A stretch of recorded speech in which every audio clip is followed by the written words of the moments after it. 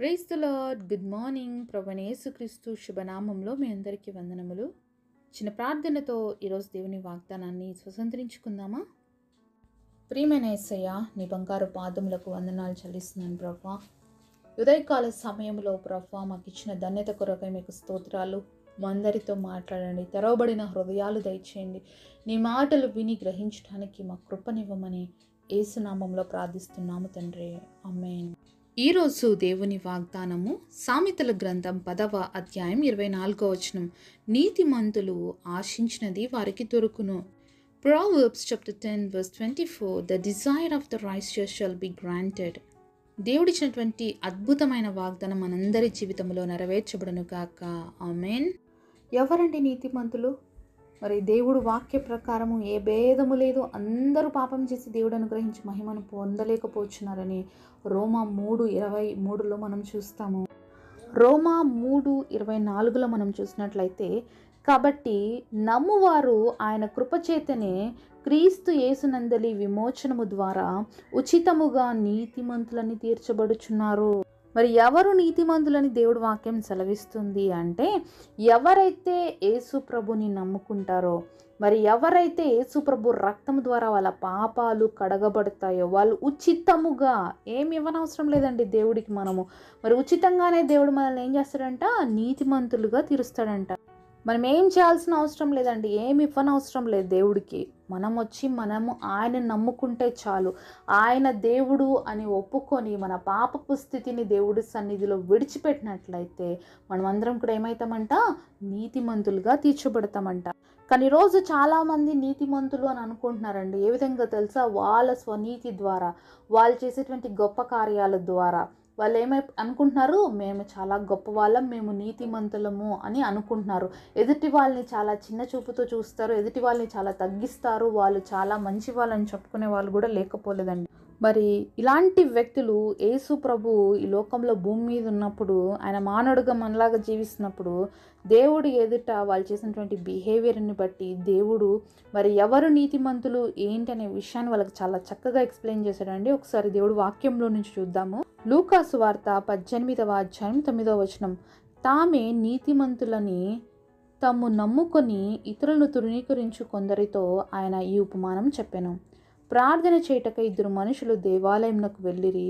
వారిలో ఒకడు పరిసయుడు, ఒకడు సుంకరి. మరి ఎవరైతే మేము నీతిమంతులం, చాలా మంచి వాళ్ళము అని అనుకుంటున్నారో వాళ్ళకి ఆ రోజు దేవుడి ఉపమానం చెప్పాడు. ఏంటంట? దేవుడి దగ్గరికి 2 ప్రార్థన చేయడానికి వెళ్ళారంట దేవాలయంలోకి. వాళ్ళలో ఒకరు సుంకరి, ఒకడేమో పరిసయుడు. మరి మీరు కూడా వెళ్తారా అంటే దేవుడి సన్నిధిలోకి ప్రార్థన చేయడానికి? అంటే దేవుని మందిరంలో టైం దొరికినప్పుడు వెళ్ళి ప్రార్థన చేసుకుంటారా? నిజంగా ఇది మన జీవితాల్లో చాలా అవసరం. సమయం ఉన్నప్పుడు ఒక ఆదివారమే కాకుండా మిగిలిన రోజుల్లో కూడా ఎప్పుడైనా అవకాశం దొరికినట్లయితే దయచేసి వెళ్ళండి. దేవుడి మందిరంలోకి వెళ్ళి ప్రార్థన చేయడం అలవాటు చేసుకోండి. అయితే దేవుడి ఆలయంలోకి వెళ్ళి పరిసేయుడు చేసిన ప్రార్థన ఏంటో ఒకసారి చూడండి. 11వ అధ్యాయంలో చూద్దాం. పరిసేయుడు నిలబడి, దేవా, నేను చోరులను, అన్యాయస్తులను, వ్యభిచారులైన ఇతర మనుషుల వలనైనను ఈ సుంకరి వలనైనా ఉండనందుకు నీకు కృతజ్ఞతాస్తుతులు చెల్లించుచున్నాను. ఎలాంటి ప్రార్థన చేస్తున్నాడంటే ఈ పరిసేయుడు? మరి ఇతరులాగా చోరీలు అంటే దొంగతనాలు చేసే వాళ్ళలాగా, అన్యాయస్తుల్లాగా, వ్యభిచారులు అయినటువంటి మనుషుల్లాగా లేను. అంతేకాకుండా ఇతనితో పాటు ఇంకొక వ్యక్తి కూడా దేవుడి ఆలయంలోకి వచ్చి ప్రార్థన చేస్తున్నాడు. అతన్ని ఏం చెప్తాడు తెలుసా? ఈ సుంకర్లాగా కూడా నేను లేను ప్రభువా, అందుకు నీకు వందనాలు అంట. ఇంకొక మాట కూడా అంటున్నాడు, అతను వారంకు 2 మార్లు ఉపవాసం చేయొచ్చు, నా సంపాదన అంతటిలో 10వ వంతు చెల్లించున్నాను. ఏమంట? వారంలో ఉపవాసాలు చేస్తున్నాడంట.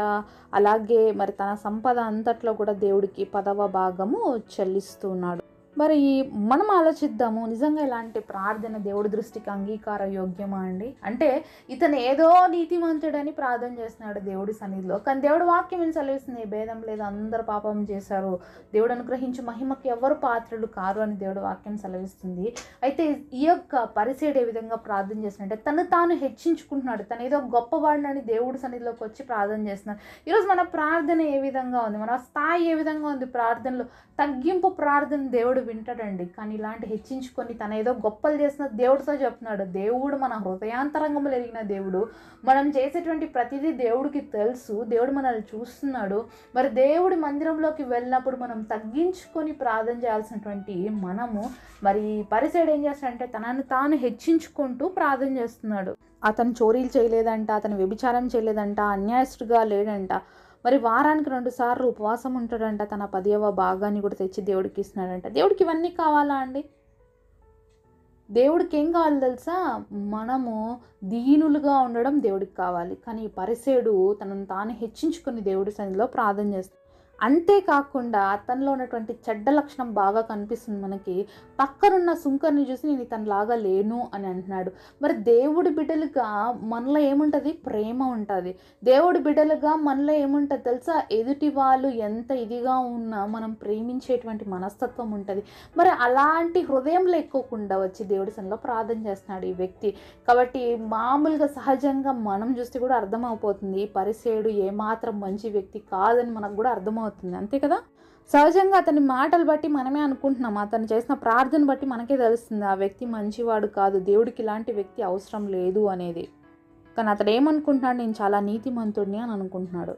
అయితే సుంకరి ప్రార్థన చూద్దాము 13వ వచనంలో. అయితే సుంకరి దూరంగా నిల్చుండి ఆకాశం వైపు కన్నులెత్తటకైనను ధైర్యము చాలక రొమ్ము కొట్టుకొనుచు, దేవా పాపినైనా నన్ను కరుణించమని పలికాను.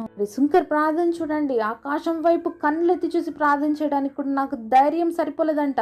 రొమ్ము కొట్టుకుంటూ ప్రార్థన చేస్తున్నాడు. అయ్యా నేను పాపిని, నన్ను క్షమించు అని దేవుడి సన్నిధిలో ప్రార్థన చేస్తున్నాడు. ఈ ప్రార్థన దేవుడికి కావాలండి.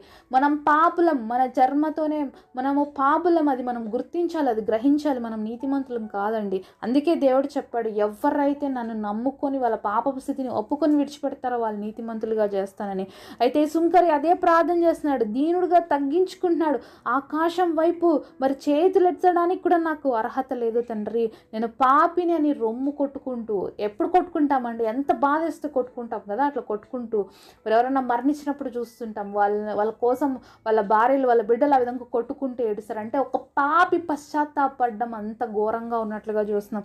సుంకర అంతగా దేవుడి సన్నిధిలో దీనుడిగా తగ్గించుకొని, అయ్యా నాకు యోగ్యత లేదు, నా ప్రార్థన వింటావా ప్రభువా అని చెప్పి దేవుడి సన్నిధిలో ప్రార్థన చేస్తూ. అయితే 14వ వచనంలో చూసినట్లయితే, అతని కంటే ఇతడు నీతిమంతుడిగా తీర్చబడి తన ఇంటికి వెళ్ళనని మీతో చెప్పుచున్నాను. మరి ఎప్పుడైతే దేవుడి సన్నిధిలో సుంకరి తగ్గించుకొని మరి ప్రార్థన చేశాడో, దేవుడు అతన్ని నీతిమంతుడిగా ఎంచుతున్నాడు. అంటే సుంకర్లని మరి చాలా తక్కువ చూపు చూసేవాళ్ళండి. పరిచయాలు అంటే దేవుడి సన్నిధిలో ఉండి దేవుడి పరిచర్య చేసేటువంటి గొప్ప గొప్ప వాళ్ళు అనమాట వీళ్ళు. కానీ సుంకర్లు అంటే మరి సుంకాలు కలెక్ట్ చేసేవాళ్ళు, అంటే దుర్మార్గంగా అన్యాయంగా ఇట్లా చేసేవాళ్ళు అనమాట. అయితే అలాంటి వ్యక్తి తన తప్పేదో తెలుసుకొని దేవుడి సన్నిధిలో ప్రార్థన చేసినప్పుడు దేవుడు అతను నీతిమంతుడిగా చేశాడు. కానీ పరిసేయుడు ఆ విధంగా ఎంచబడలేదు. అందుకనే మనం నీతిమంతులు అంటే మనం ఆశించినది మనకు దొరకాలంటే మొదటిగా మనం దేవుడి సన్నిధిలో తగ్గించుకొని మన పాపపు స్థితి ఏంటో ఒప్పుకొని విడిచిపెట్టినప్పుడు మనం నీతిమంతులుగా తీర్చబడతాం.